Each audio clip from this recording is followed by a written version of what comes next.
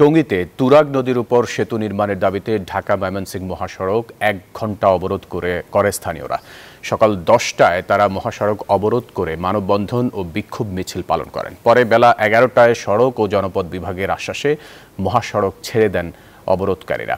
এদিকে অবরোধের কারণে ঢাকা ময়মনসিংহ মহাসড়কের উভয় লেনে 1 ঘণ্টা যান চলাচল বন্ধ থাকে। ফলে মহাসড়কে তীব্র যানজটের সৃষ্টি হয়। এতে ওই সড়কে চলাচলকারী সাধারণ যাত্রীরা চরম দুর্ভোগে পড়েন।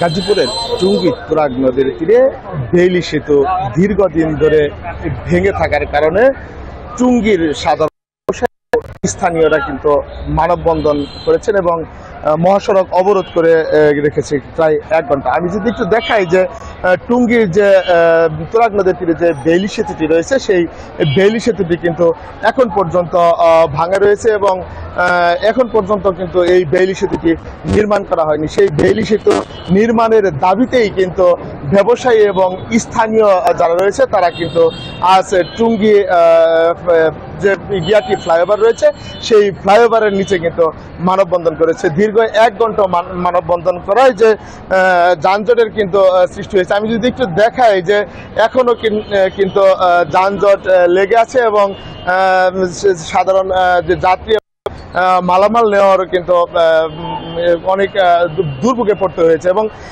সাধারণ যারা ভুক্তভোগী এবং যারা ব্যবসায়ী তারা বলছিলেন যে টঙ্গীতে দীর্ঘদিন ধরে যে বেইলি সেতু নির্মাণ না হওয়ার কারণে কিন্তু ব্যবসায়ীদের চরম ভোগান্তিতে পড়তে হয়েছে এবং তারা কিন্তু তাদের যে মালামাল নেওয়া থেকে শুরু করে এবং স্থানীয়রা যাতায়াত থেকে শুরু করে তারা কিন্তু ভোগান্তির শিকার। তো এই ছিল আমার কাছ থেকে গাজীপুরের টঙ্গী বেইলি সেতু থেকে সর্বশেষ তথ্য।